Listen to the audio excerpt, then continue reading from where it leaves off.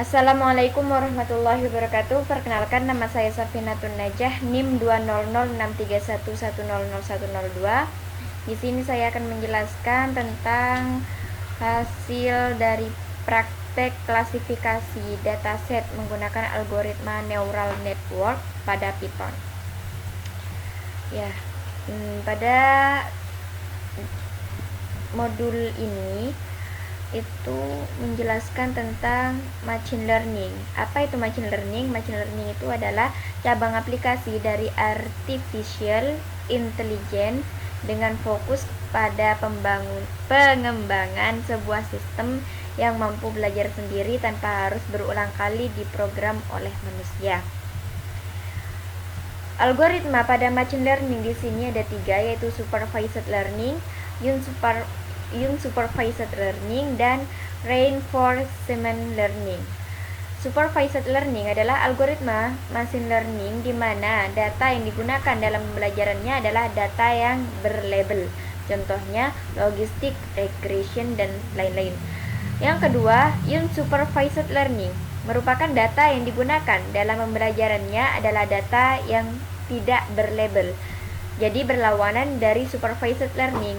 Contohnya K-means, clustering, dan hierarchical clustering.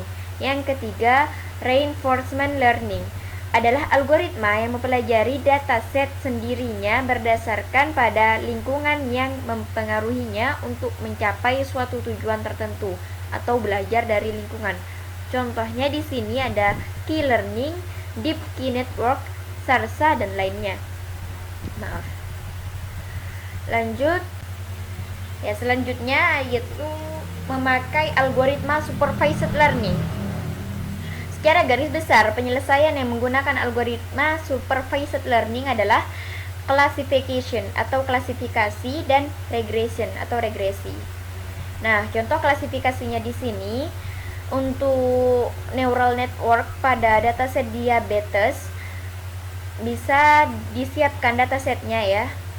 Diambil dari web Kaggle yaitu diabetes.csv. Ini linknya, nanti akan muncul seperti ini.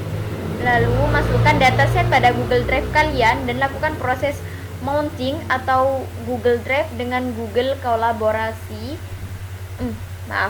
dengan Google Kolaboratory seperti contoh praktek sebelumnya. Nah, seperti ini codingannya. Setelah itu proses mounting berhasil, lalu klik plus kode untuk line kode yang baru, yaitu melakukan proses pemanggilan dataset. Seperti ini codingannya, yang nanti hasilnya akan seperti yang di bawah ini.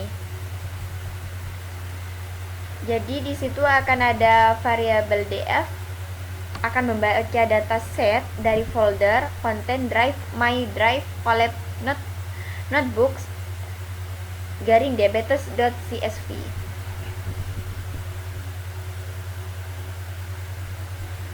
Nah, dataset ini akan menjadi bentuk data frame.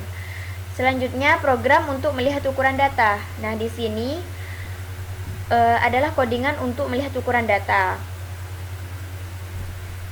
Nah, di sini ada diketahui 768 baris data dengan 9 kolom. Selanjutnya, lakukan eksplorasi visualisasi data seperti pada praktik sebelumnya. Yang keenam, di sini membagi dataset menjadi data training dan data test. Jadi di sini ada codingannya. Selanjutnya outputannya akan seperti ini. Print test shape y test shape. Jadi ada 154,9. Nah, di sini memanfaatkan library Sklearn untuk membagi data. Porsi datasetnya sendiri 80% dibagi 20% dengan parameter test size sama dengan 0,2, artinya 20% untuk data test. Dapat kalian lihat dari ukuran atau dimensi data pada output. Kalian juga bisa melakukan perintah cetak print dari dataset X, train, dan lainnya.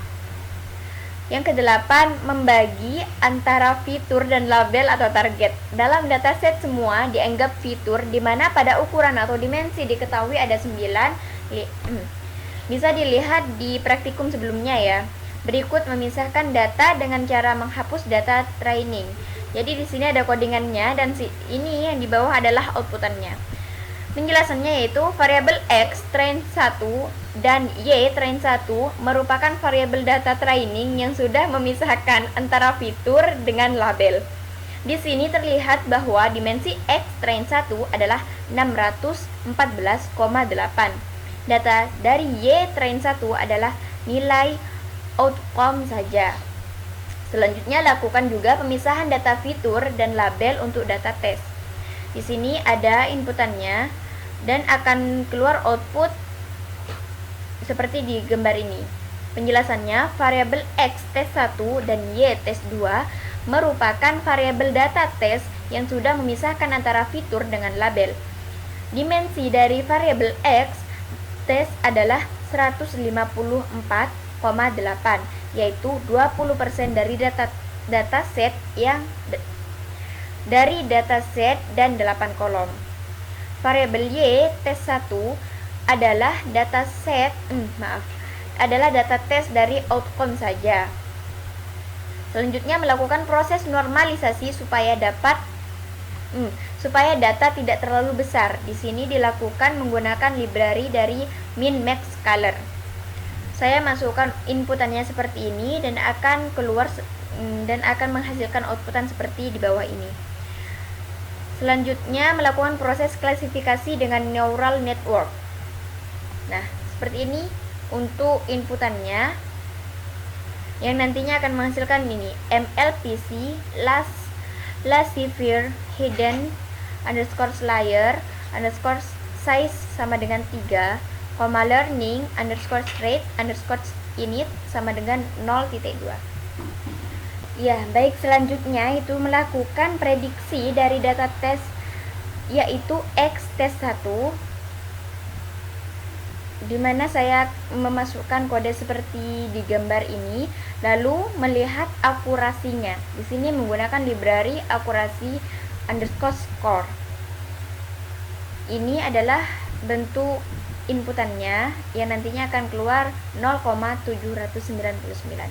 Akurasi ini akan membandingkan hasil keluaran dari training X underscore tes 1 yang menghasilkan Y pred dengan Y underscore tes 1, di mana Y underscore tes 1 adalah label atau target atau output yang diharapkan, sedangkan Y pred adalah hasil label atau output atau target dari proses training dari X underscore train 1.